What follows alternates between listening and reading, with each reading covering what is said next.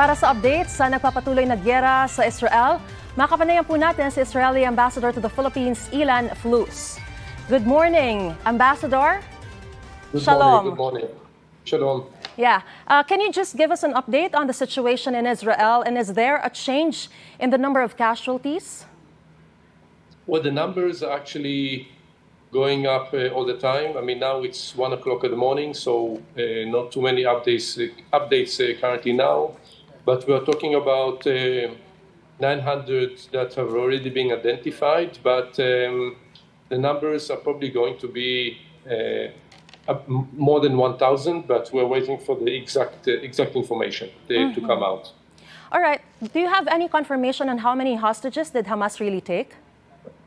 There is no, the Ministry of Defense or the IDF is not releasing the exact information yet, because I think they're still trying to verify.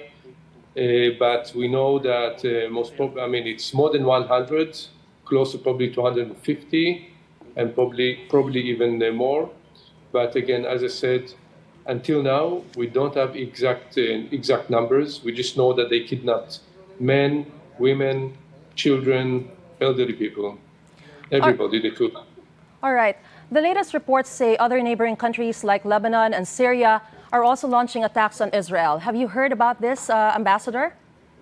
Yes. It's not in the same scale as we have seen before. It's still sporadic.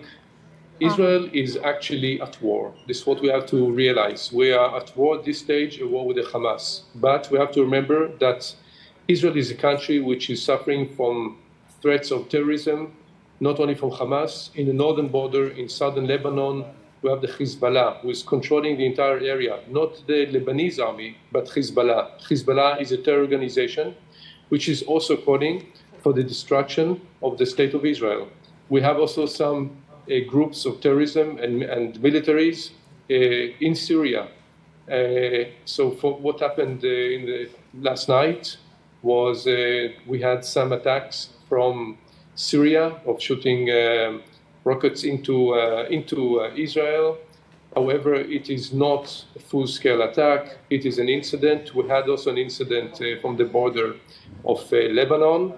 Israel has retaliated back. However, it's not. Meantime, it is controlled. We are sending very clear messages to our neighbors not to escalate the situation on their borders. There is no interest, and Israel would not want to enter into full-scale war with our neighbors. However, we are preparing in case this will happen. We have already troops of reservists and also IDF, regular soldiers, and we are preparing in all fronts. And how are the authorities managing to ensure the safety of the civilians, including the Filipinos, Ambassador? I have to say, the first thing is that we care for the Filipinos the same as we care, and for other foreigners, the same as we care and make sure for the safety of Israeli citizens. Everybody who in Israel, they know the protocols, they know the drill. When there is an attack, there is a siren that goes off, there's a system. They know how many seconds they have. It depends on your proximity to the area, and then you have to enter into the safe room or into the shelter. Each house in Israel has either a safe room or a shelter next to the house, so they have a certain amount of time to get into that place, which will basically save their lives. And this is there for foreigners, for tourists, of course, for Israelis too. All right. Ambassador, just to give more context, Israel is considered to be one of the most prepared countries in the world when it comes to terrorist attacks. How was Hamas able to pull off this surprise attack? So at this stage, since we are, as I said, in a war, because such scale of butchering civilians and targeting civilians is unprecedented, we are in a war. In a war, you have, first of all, to fight back and to defend yourself. And the war continues, and Hamas is continuing firing missiles and rockets, also last night, into Israel. So in a war, you don't start investigations, and the Israeli public at this stage is saying we have a lot of questions. However, we'll have to address those questions after the war is over. And this is what's going to happen. So at this stage, we're all united together in Israel in fighting back. Youth are joining the military now. And we will, of course, we will fight back and defend ourselves. And we will inquire for sure and ask all those very tough questions, because this is a very complicated, difficult question. How did this happen? But we'll go into it, into details, after the war is over. On a more personal aspect, Ambassador, if you don't mind, we heard that your children were recruited to join the reserve forces. How are they and the rest of your family? Well, thank God, my children are fine. They are doing specific jobs and they are safe. However, we all, not only fathers, uncles, aunts, neighbors, and there are many of our children are recruited or have been in or are in the military, in active military now.